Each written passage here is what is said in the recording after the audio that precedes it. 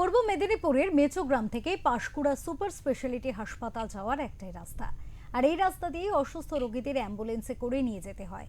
এছাড়াও স্কুল ছাত্রছাত্রী তো আছেই, পাশাপাশি সাধারণ মানুষ সহ চিকিৎসকরা গাড়ি করে যাতায়াত করেন এই গুরুত্বপূর্ণ রাস্তা দিয়ে। কিন্তু সেই গুরুত্বপূর্ণ রাস্তার হাল বেহাল।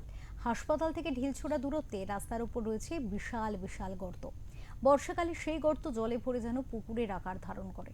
আর তার উপর দিয়ে প্রাণের ঝুঁকি নিয়ে টোটো কিংবা অ্যাম্বুলেন্সে করে রোগীদের নিয়ে যেতে হয়। তৃণমূল সরকারের আমলে একাধিকবার সম্প্রসারণের দাবি করা হলেও গুরুত্ব দেওয়া হয়নি। তবে স্থানীয় বাসিন্দা থেকে টোটো চালক সকলের ভরসা রয়েছে নতুন সরকারের ওপর। তাদের আশা দ্রুত এই রাস্তার মেরামতি হবে, মানুষ স্বাভাবিকভাবে যাতায়াত করতে পারবে।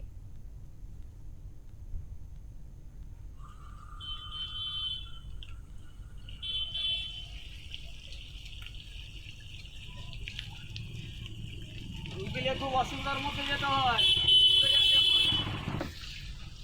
এই গুরুত্বপূর্ণ রাস্তা একটা, এই এত বড় হসপিটাল রাস্তা, সমস্ত আমার রুগীপত্র এই টোটো করে নিয়ে যাচ্ছি। রুগীদের যে কি কষ্ট হয় সে একমাত্র রুগীরাই বোঝে।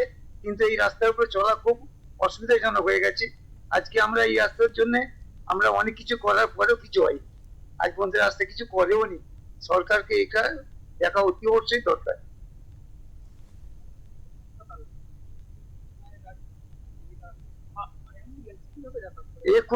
এখনই আমি প্রসূতি বিভাগে একটা নিয়ে এলাম, সেই ডেলিভারি কেস, সে বেচারি যাই ভাবতে করছে কি করবো, কিছু করার নেই, আমাদের এই কষ্টের মধ্যে আনতে হয়, কিছু করার নেই। প্রচুর অসুবিধা হচ্ছে, খুবই অসুবিধা হচ্ছে। মানে জল পাস হচ্ছেও না, আর এখানে জল দিয়ে গিয়ে ডিপ হয়ে যাচ্ছে জায়গা, জল দাঁড়িয়ে যায় পুকুরের মধ্যে।